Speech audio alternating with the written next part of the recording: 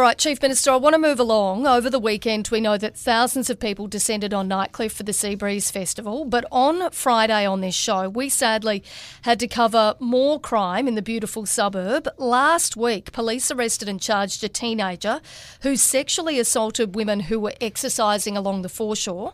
He also targeted women at the hospital in the car park. Then on Thursday in the afternoon, we had a teenage boy who was arrested after allegedly terrorising people, including kids, with a metal pole. Then this morning we've just received a press release from the police. A 16-year-old male and 15-year-old female have been arrested in relation to the alleged aggravated robbery and assault of a worker in Nightcliff on Friday morning.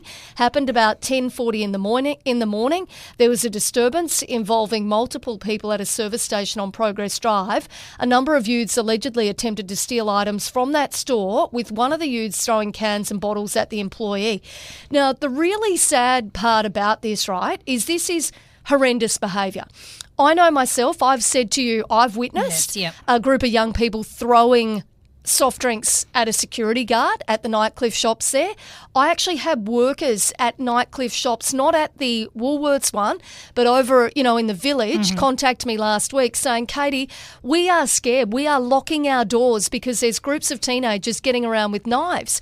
What additional work is the Northern Territory government going to actually do to keep people safe in this area? Yeah, there has, for a reason we can't put our finger on, Katie, but for some reason there has been a very a serious increase, particularly in and around that Nightcliff area, and of course, tragic loss of life on top of that, Katie. So it is something police have really stepped up their proactive and visual policing, and I think people would have seen that particularly over the weekend and at festivals and events. But I think what's most concerning for me is when you look at this information coming out from police, they're teenagers. 15, 16. At 10:40 in the morning. Why aren't they at school for a start? Exactly. And again, it comes back to the problem, the historical problem that Territorians are suffering the consequences of, is that these kids have not known consequences, and it's the community that pays the price, not the young person.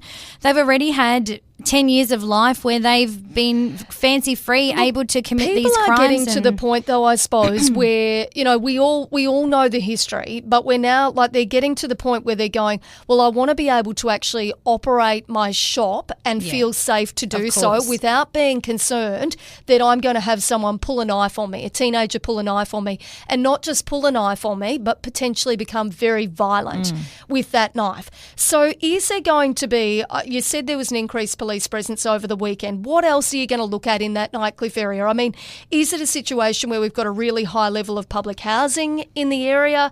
Is it a situation where the moving of St Vinny's into that suburb has made a difference? I know that the CLP obviously doesn't have that electorate, but I think it's bigger than that. I think it's at the point where the people who live in Nightcliff are saying, please help us. Yeah, for sure. And they're not alone. There are communities right across the Territory who feel exactly the same way. For Nightcliff, it's really much the same as for everywhere else. We're currently working on a big piece of reform for public housing. How can we evict people easier? How can we manage tenants better? How can we ensure there are consequences and accountability for people who have that privilege of housing who need it? We have 8+ year wait lists, and someone destroying a home should not enjoy the privilege of having a home when there are needy, vulnerable people, families and kids who would love to have a home, Katie. So that work is happening and will be complete in the next couple of months. That's a part of the puzzle.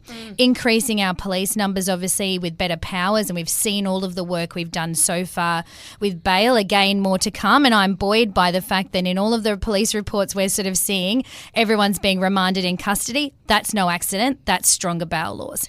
So in terms of the increased police presence, I mean, there is still a worry for locals and for people that are in Nightcliff, Rapid Creek, all of those areas, that they want to be safe. We know that on Friday we had the Greens member for Nightcliff, Kat McNamara, on the show. She said that she was either in the process of writing to you requesting the presence of private security, or that she had already requested that. Is that something that you'd consider? Yeah, look, we consider all options, and people might remember that under the Files government, she handed that management of those security contracts over to police, but the requisite amount of money wasn't put over for them to meet the demand of the contracts they had. So we've been doing some work in that space. Ultimately, a lot of communities want security, and they do provide a level of assistance, but it's much bigger and deeper than that. So tomorrow's budget will show, $1.34 billion going into law and order, and there's some exciting announcements in that space.